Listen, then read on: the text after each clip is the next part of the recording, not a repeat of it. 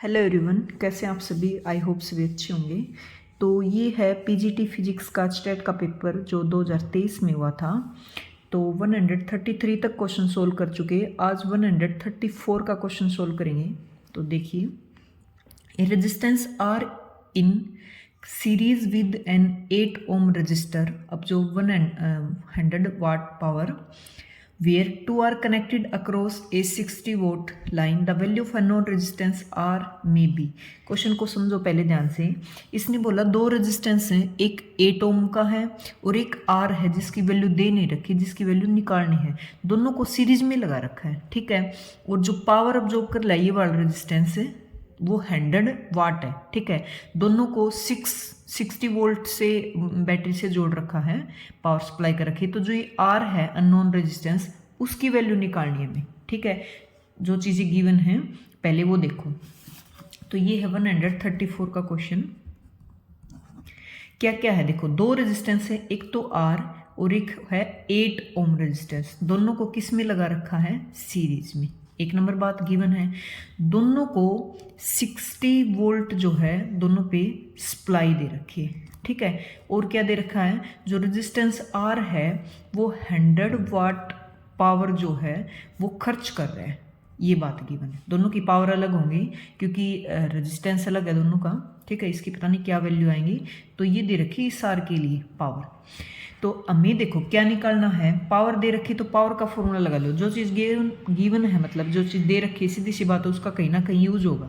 तो पावर का फॉर्मूला क्या होता है? आई स्क्वेयर आर। वी आई होता है, उसकी जगह पुट करेंगे अकॉर्डिंग टू ओम्स लॉ, तो आई स्क्वेयर आर भी होता है। तो देखो पावर दे रखी यहाँ पे 100, आई की वैल्यू दे नहीं रखी और आर की भी हमें निकालनी है। तो आई क्या है? सीरीज में करंट क्या होता है? सेम। तो दूसरा और जो इन्फॉर्मेशन है उससे आई लेके आएंगे। तो करंट सीरीज में सेम होता है। करंट का फॉर्मूला होता है क्या? V by R. तो आर तो अपने पास है, एक तो आर ये वाला जो अननोन है, दूसरा 8 सीरीज में है। तो सीरीज के अंदर टोटल आर होता है, कैसे? R1 प्लस R2, इस तरह से एडिशन होता है। तो करंट का फॉर्मूला होता है V by total R. Series में दो रेजिस्टेंस है, दोनों का एडिशन होगा। अब देखो इसकी वैल्यू दे रखी है 60 और ये है R प्लस में 8। तो ये I की वैल्यू निकल गई, यहाँ पुट कर दो बस, सिंपल। तो ये बनेगा 100 is equal to I square है तो स्क्वेयर कर दो इसका 60 बाई R प्लस में 8 का स्क्वेयर इंटू में R। इसका स्क्वेयर करो, 6 6 जा 36, 2 0 और नीचे है R प्लस में 8 का स्क्वेयर और इंटू में R। अब देखो 100 के इक्वल में है, 2 0 से 2 0 कैंसिल कर दो, ये उधर जाएगा। तो R प्लस में 8 का स्क्वेयर इज इक्वल टू इधर कौन बच गया? 36 R। तो ये a plus B whole square का फॉर्मूला खोलो, क्या होता है अपने पास? a square plus B square मतलब 8 8 64 प्लस में 2ab मतलब 16 R is equal to 36 R। ये इसको इधर ले आओ, R स्क्वेयर 36 में से 16 जाएंगे, कितने बच गए? माइनस के 16 R, माइनस के नहीं, आर स्क्वेयर, इसमें से माइनस करो, माइनस के 20 आर बचेंगे। और ये कितना होया इधर? 64 इज इक्वल टू में 0। कोई दो नंबर ऐसे बताओ जिनका सम तो -20 आए, मल्टीप्लाई 64। सोचो कौन से दो नंबर होते हैं? तो 16 और 4 ले लो, 16 चौके 64 और माइनस के दोनों लोगे तो 16 में 4 ऐड करोगे तो 20। तो ये बनेगा आर स्क्वेयर माइनस में 16R माइनस में 4R प्लस में 64 इज इक्वल टू 0। तो आर कॉमन लोगे। ये देखो थोड़ा सा एग्जाम में तो बैठते हैं ना, शॉर्टकट लगा लेंगे, तो वहाँ तो हम इतना थोड़ा ही एक्सप्लेनेशन के साथ उसकी कैलकुलेशन करेंगे, वहाँ थोड़ा सा शॉर्टकट लगा लेना। अब यहाँ पे डायरेक्ट भी निकाल सकती थी मैं, एक एक लाइन को इसलिए लिख रही हूँ भी ताकि अच्छे समझ आए। तो ये दोनों सेम है, यहाँ आर की दो वैल्यू आ गई 4 और 60, ठीक है। सिंपल हमने क्या निकाला? आर पूछा है, एक आर दे रखा है 8 ओम, दोनों सीरीज में। सीरीज में तो दोनों का टोटल जो आर होगा वैसे निकलेगा। 60 वोल्ट सप्लाई दे रखी है, पावर दे रखी है। तो पावर का जो दे रखे है उसका फॉर्मूला लगाया P is equal to I square R. तो यहाँ से आई जो गिवन डाटा था वहाँ से निकाल के पुट करके जस्ट हमने एक इक्वेशन सोल्व की जिसमें आर की दो वैल्यू निकली, 16 और 4 ओम। तो देखो कौन सा आंसर रहेगा इसमें? बी आंसर, 16 और 4 ओम, ठीक है। अब देखो नेक्स्ट क्वेश्चन है 135 का। तो choose the correct code match. हमें देखो दोनों साइड दे रखे हैं, भी मैच करने हैं, 4 ऑप्शन इधर और 4 ऐसे मैचिंग करनी है हमें। तो चीज़ों को एक एक को समझते हुए चलेंगे। फर्स्ट दे रखा है इसने अर्थ टिल।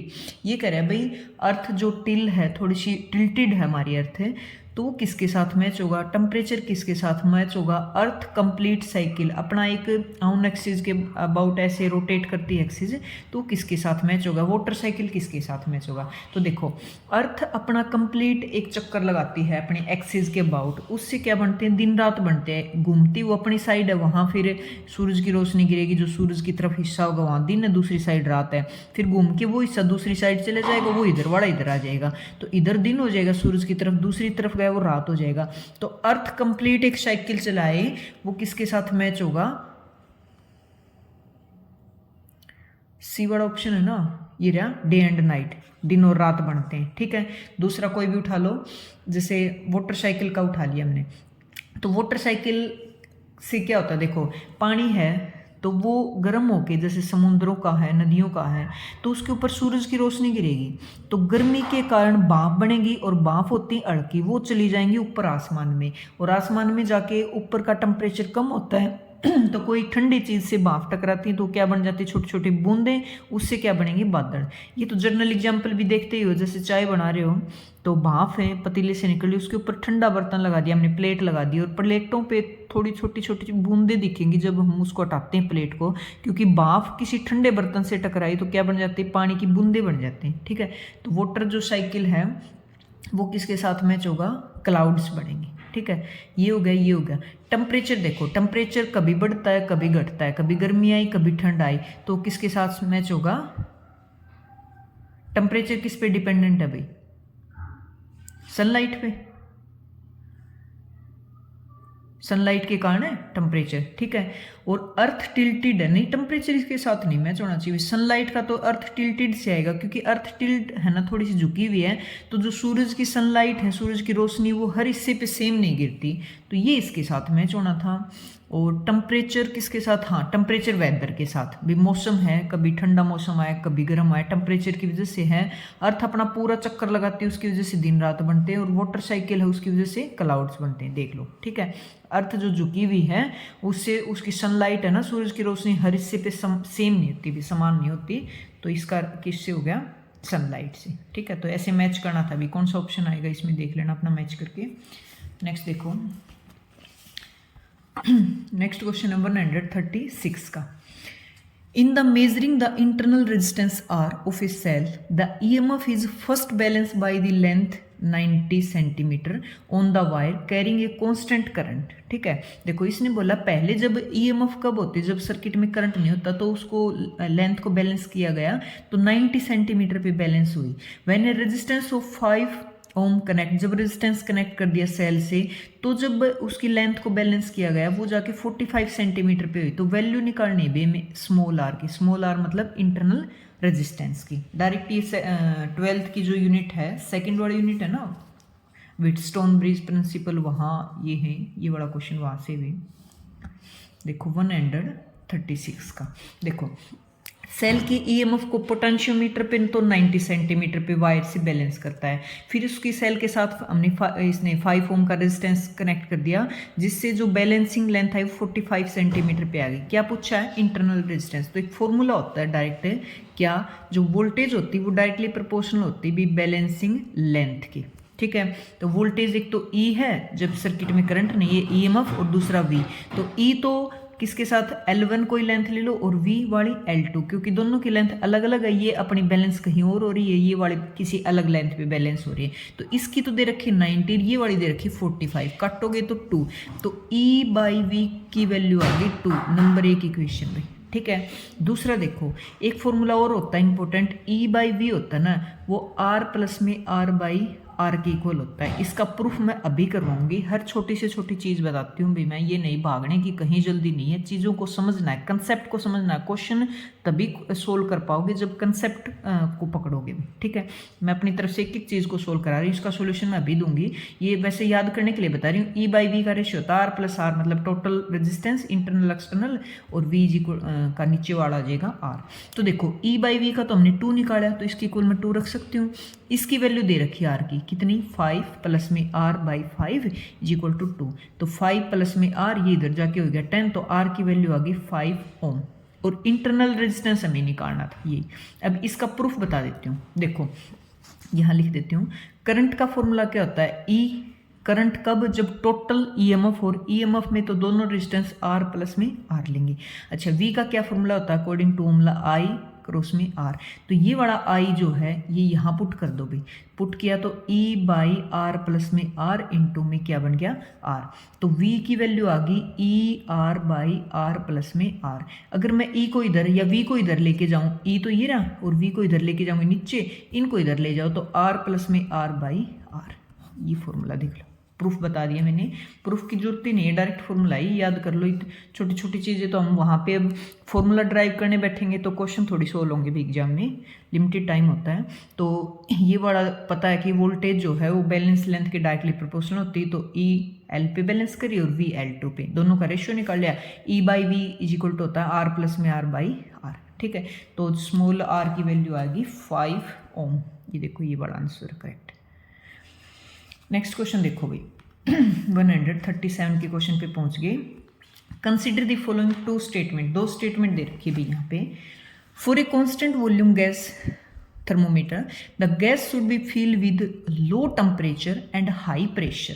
ये कह रहा है भाई कोई कांस्टेंट वॉल्यूम गैस थर्मोमीटर है, वहाँ पे कांस्टेंट वॉल्यूम की बात कर रहे हैं, तो गैस फील होती है वो लो टेम्परेचर और हाई प्रेशर पे होती है कि ये पूछा है, ठीक है भी कौन सी करेक्ट है ये पूछा है इसने।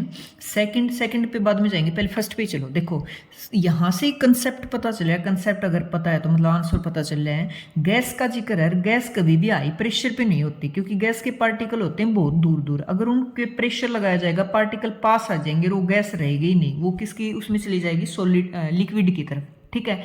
तो सीधी सी बात है हाई प्रेशर पे होती नहीं, लो प्रेशर पे होती। प्रूफ के साथ करेंगे, एक बार दूसरा पढ़ लो। As the temperature is increase the time period of the pendulum increase. ये करे अभी टेम्परेचर बढ़ाने से जो टाइम पीरियड है पेंडुलम का वो बढ़ जाएगा क्या, तो दोनों करते हैं भी। देखो नया पेज ले लेती हूँ मैं, 137 का क्वेश्चन। अभी फर्स्ट में क्या बताया इसने पूछा लो टेम्परेचर और हाई प्रेशर, इसकी बात की अभी इसने, ठीक है। तो चीज़ों को बिल्कुल कंसेप्ट के साथ समझते चलते हैं भाई। आइडियल जो गैस की इक्वेशन होती है वो क्या होती है मुझे बताओ। आइडियल गैस की जो जनरल इक्वेशन होती है, पी डायरेक्टली प्रोपोर्शनल होती है टी कब, व्हेन एट कांस्टेंट वॉल्यूम। और ये बात ही गिवन है, ये आइडियल गैस की इक्वेशन होती है एट कांस्टेंट वॉल्यूम, ठीक है। तो आइडियल जो गैस है उसका रूल होता है क्या कि लो हमेशा प्रेशर रखो, क्योंकि गैस तो लो ही प्रेशर पे होती है, जब प्रेशर बढ़ाओगे तो पार्टिकल पास पास हो जाएंगे, ठीक है। और हाई टेम्परेचर रखो, ठीक है। ये इसकी होती है गैस की, आइडियल गैस की दो कंडीशन। और ये रूल भी तभी फॉलो करता है जब ये चीज़ हो, ठीक है। अब देखो सबसे पहले क्या रखना, प्रेशर को रख लो बहुत लो प्रेशर रख लो स्टार्टिंग में भी, बिल्कुल पार्टिकल दूर दूर है। फिर क्या किया, टेम्परेचर था उससे इंक्रीज कर दिया। अब टेम्परेचर इंक्रीज करोगे तो सीधी सी बात है प्रेशर भी क्या होगा, इंक्रीज हो जाएगा।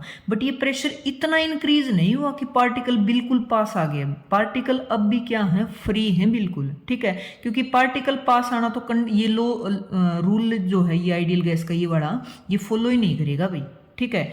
दूसरी बात समझो, अगर सोच रहे हैं भी टेम्परेचर बढ़ा दें तो प्रेशर बढ़ जाएगा तो वो लिक्विड ही बन जाएगा, तो लिक्विड नहीं बनेगा। क्यों, क्योंकि लिक्विड की कंडीशन है कि प्रेशर तो हाई होगा बट टेम्परेचर जो है वो एक क्रिटिकल कंडीशन होती है, भी क्रिटिकल जो कंडीशन होती है उससे लो होता है। यहाँ तो टेम्परेचर भी तो हाई हो रहा है, तो ये नहीं कि प्रेशर ज़्यादा इंक्रीज करते ही वो लिक्विड बन गया। लिक्विड की कंडीशन है कि प्रेशर हाई है but temperature at a critical जो उसका टेम्परेचर होता है उससे लो होता है। यहाँ तो टेम्परेचर भी तो हाई कर रहे हैं।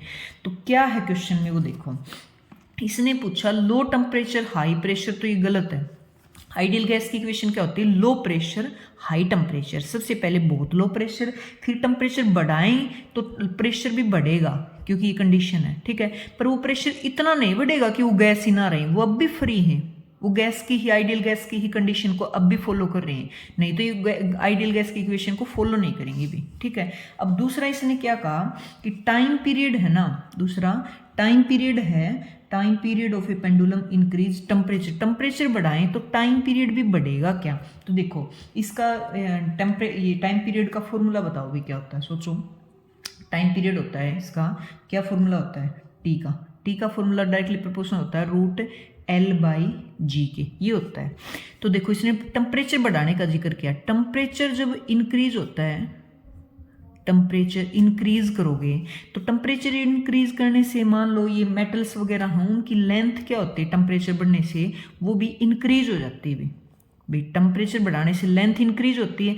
अब लेंथ के देखो टाइम पीरियड है, ये टाइम से स्मॉल टी से कर लो, नहीं तो टी टेम्परेचर टाइम मिक्स हो जाएंगे। लेंथ बढ़ेगी तो देखो टेम्परेचर बढ़ाने से ये लेंथ इंक्रीज होगी। लेंथ किस पे डिपेंड है, टाइम पीरियड पे। तो ये लेंथ बढ़ेगी तो ये टाइम पीरियड भी क्या हो जाएगा, इंक्रीज हो जाएगा। तो सेकंड ऑप्शन बिल्कुल सही बोला है भाई, टेम्परेचर बढ़ाने से लेंथ बढ़ी और लेंथ बढ़ाने से टाइम पीरियड बढ़ गया। ये टाइम पीरियड का फॉर्मूला है यहाँ पे, ये क्या है यहाँ पे, टाइम पीरियड ऑफ पेंडुलम। ठीक है, तो देखो अब अपने ऑप्शन पे आ जाओ। फर्स्ट गलत बोल दिया इसने, सेकंड टेम्परेचर बढ़ाने से टाइम पीरियड इंक्रीज हो गया। ठीक है, तो कौन सा ऑप्शन करेक्ट रहेगा इसमें, ये वाला। ओनली 2 स्टेटमेंट करेक्ट है भाई। ठीक है, तो ये फॉर्मूले तो देखो याद होंगे तो ही अपना रिलेशन तुम ढूंढ पाओगे, ये तो याद ही करनी पड़ेंगी। नेक्स्ट क्वेश्चन देखो,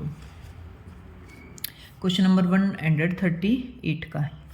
इसने पूछा cone of experiment is the model in which many principle related to teaching learning design and the process have been include. ठीक है, ये किसने बनाया था भाई, ऊपर एक कोन का एक्सपेरिमेंट है भाई, एक मॉडल था जिसमें principle related teaching learning design किया गया था।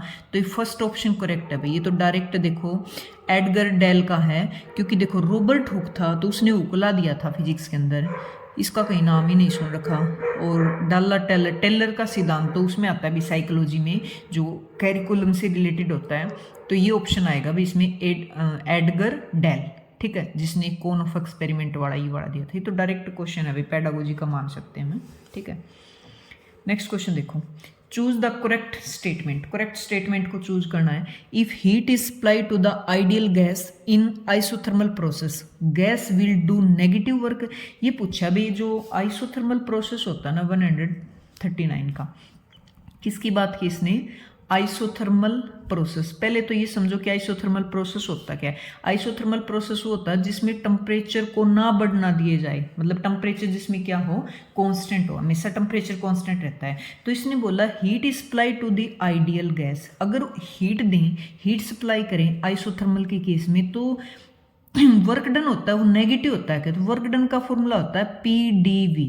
अगर हीट सप्लाई करेंगे तो सीधी सी बात है वॉल्यूम होगा इंक्रीज, क्योंकि हमें टेम्परेचर रखना कांस्टेंट। वॉल्यूम इंक्रीज हुआ तो डीवी की वैल्यू क्या आएगी, पॉजिटिव। अब डीवी पॉजिटिव तो सीधी सी बात है वर्क डन आएगा पॉजिटिव, ना कि नेगेटिव। दोबारा समझो, हमें टेम्परेचर रखना कांस्टेंट, हीट सप्लाई की, टेम्परेचर कांस्टेंट कब होता है उसका, वॉल्यूम बढ़ा दो। वॉल्यूम बढ़ाएंगे तो डीवी की वैल्यू फाइनल माइनस इनिशियल मतलब आई पॉजिटिव। ये पॉजिटिव तो वर्क डन पॉजिटिव, तो वर्क डन नेगेटिव बताया इसने, नहीं आएगा, ये गलत है। Carnot engine is a irreversible process. तो कार्नोट इंजन जो है रिवर्सिबल, फुल्ली रिवर्सिबल प्रोसेस होता है भाई। ठीक है, for a solid with small expansion coefficient CV और CP का जिक्र किया है भाई। ये कह रहे हैं ये इससे CP जो है स्लाइटली ग्रेटर देन होती है CV से। तो इस चीज को कंसेप्ट इंपॉर्टेंट है भाई, इसको थोड़ा सा डीपली समझते हैं।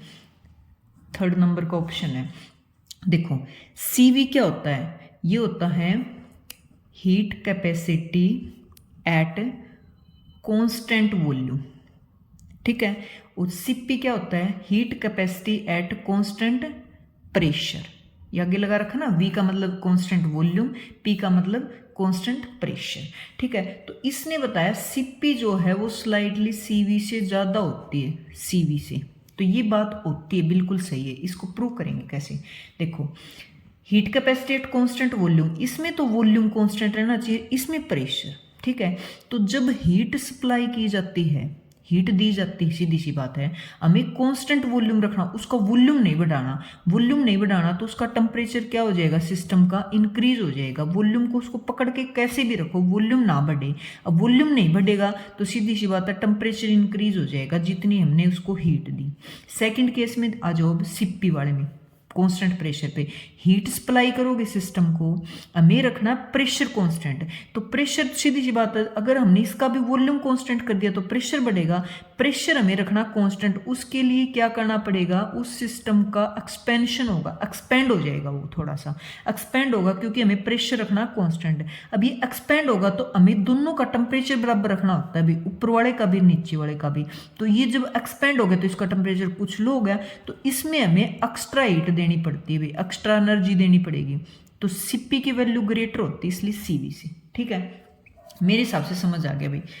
देखो इसमें सिर्फ टेम्परेचर बढ़ा और सेकंड वाले में टेम्परेचर प्लस में क्या होता है, एक्सपेंशन होता है, बस इतना समझ लो। इसमें तो क्या हुआ, हमें वो कांस्टेंट वॉल्यूम रखना है, तो जो हीट सप्लाई की उससे बढ़ गया टेम्परेचर।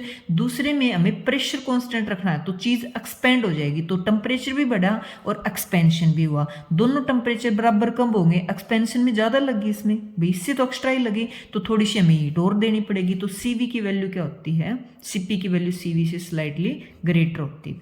ये ऑप्शन बिल्कुल करेक्ट है। अगला देखो, if heat is added to a system its temperature must increase, must गलत लगा दिया भी इसने क्या बोला, ये कह रहा है अगर हीट ऐड करोगे सिस्टम को, एडेड टू सिस्टम, तो उसका टेम्परेचर मस्ट इंक्रीज हो जाएगा। दो चीज़ों में देखो, हीट ऐड करते हैं तो सीधी सी बात है, या तो टेम्परेचर इंक्रीज होता है हीट कर देंगे तो, या दूसरी नंबर स्टेट चेंज होती है।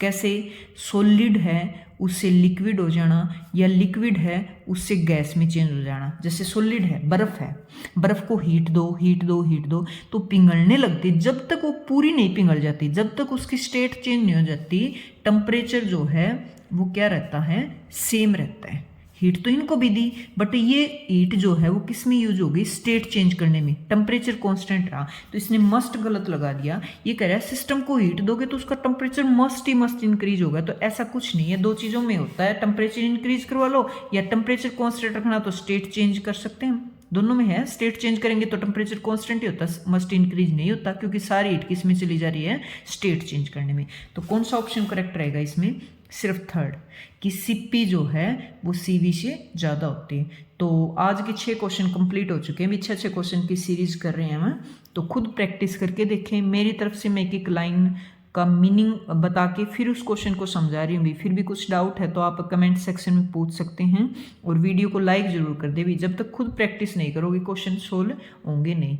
2 वीडियो में मेरे हिसाब से ये पेपर कंप्लीट हो जाएगा, फिर नेक्स्ट पेपर शुरू करेंगे। 2025 में जो हुआ था स्टेट PGT फिजिक्स का, उसके 60 के 60 क्वेश्चन हम सोल्व कर चुके हैं, वो भी ज़रूर लगा लें, क्योंकि कोई भी एग्जाम हो भाई उसकी PYQ काफ़ी इंपॉर्टेंट होती, PYQ की एक तो हमें पता चल जाता है भी कैसा पेपर है, थोड़ा सा हैबिट हो जाती है उस चीज़ को सोल्व करने की, कंसेप्ट क्लियर होते हैं, क्वेश्चंस काफ़ी रिपीट होते हैं, ठीक है, एक माइंड मैप बन जाता है।